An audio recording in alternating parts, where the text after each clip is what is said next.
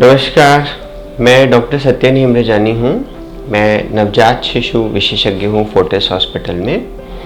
और आज के दिन हम जो है अपना स्पेशल न्यूबॉर्न केयर वीक जो आने वाला है, जो 15 से 21 नवंबर के बीच में मनाया जाता है, उसके बारे में बात करेंगे।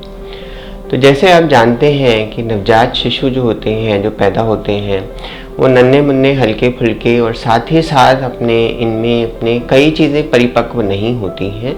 तो इनकी कुछ विशेष ध्यान रखनी पड़ती है, जो बहुत सिंपल चीज़ें होती हैं, जिससे अपन आगे की इनकी जो है प्रॉब्लम्स या आने वाली परेशानियों से अपन बच सकते हैं अपना। तो इनके बारे में जानना बहुत ज़रूरी है अपना। जैसे हम अभी इस महामारी में देख रहे हैं कि कोई बहुत बड़ी चीज़ें नहीं, कोविड की महामारी में हमें सिर्फ अपना मास्क लगाना, हाथों की सफाई का ध्यान रखना और 2 गज की दूरी मेंटेन रखना, ये सिंपल चीज़ें हैं जिससे अपन इस महामारी से बच सकते हैं। ऐसे ही नवजात शिशु के लिए भी हमें स्पेशल ध्यान रखना ज़रूरी होता है।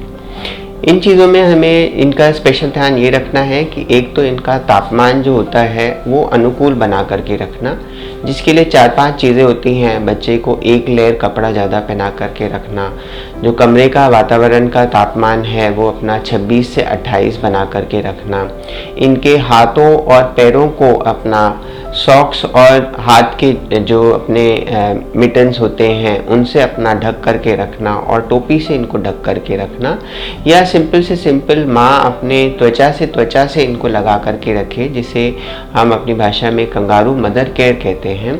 उससे इनको तापमान का मेंटेन किया जा सकता है।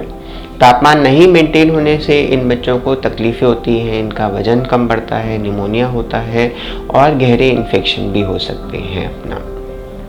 ऐसे ही अगर हम अपना जब भी नवजात शिशु को हम हैंडल करें, तो हम अपने हाथों को अपना विशेष तौर पे इनके अगर फीडिंग कर रहे हैं मदर्स या इनकी सफाई करी जा रही है, तो उससे पहले इनके अपने हाथों को अच्छे से 20 सेकंड तक हाथ धो लेना जो है, इससे भी अपन नवजात शिशु में कोई भी इन्फेक्शन फैलाने में अपन रोकथाम कर सकते हैं। और जैसे हम जानते हैं कि इनका अभी जो इन्फेक्शन से लड़ने का पूरा अंदर ऑर्गन होता है, सिस्टम होता है, वो वीक होता है, कमज़ोर होता है। इसलिए छोटी छोटी चीज़ें इनके ऊपर छींक देना, इनके ऊपर खांसी कर देना, उससे भी इनको सीरियस इन्फेक्शन जैसे निमोनिया वगैरह हो सकते हैं। तीसरी चीज़ जो है, इनके बच्चों की सफाई का हमें विशेष ध्यान रखना चाहिए। तो इनके स्किन के ऊपर अगर हम सफाई नहीं कर रहे हैं या इनको गंदा ही छोड़ रहे हैं, पॉटी वगैरह मल से अगर गंदा ही छोड़ रहे हैं, तो इनकी स्किन भी बहुत नाजुक होती है और उसकी वजह से स्किन जगह जगह से कट सकती है, उसमें छिलाव पड़ सकते हैं, जिसकी वजह से कोई भी बाहरी इन्फेक्शन इनके शरीर में प्रवेश कर सकता है और वो भयानक रूप भी ले सकता है अपना।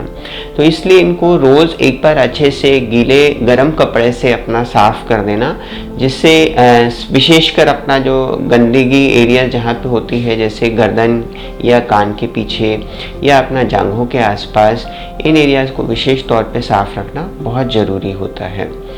चौथी जो बहुत ही इम्पोर्टेंट चीज़ है, जो आज के दौर में बहुत ज़रूरी है, वो है माँ का दूध पिलाना। माँ का दूध जैसे हम जानते हैं कि ये किसी भी इन्फेक्शन से रहित होता है, साथ ही साथ ये इनको कई ऐसी चीज़ें देता है जिससे आगे आने वाली बड़ी बड़ी बीमारियों से भी इनकी प्रतिरोध क्षमता बढ़ती है। मोटापा, एलर्जी, अस्थमा, निमोनिया, दस्त रोग वगैरह, इन सब से जो है सिर्फ माँ का दूध की कुछ बूंदें ही इसको अपना जो है इनको आगे के लिए रोकथाम करती हैं।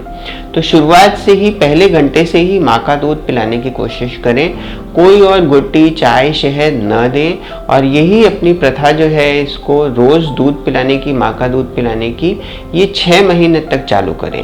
पानी वगैरह भी देना इनके लिए नुकसानकारी होता है।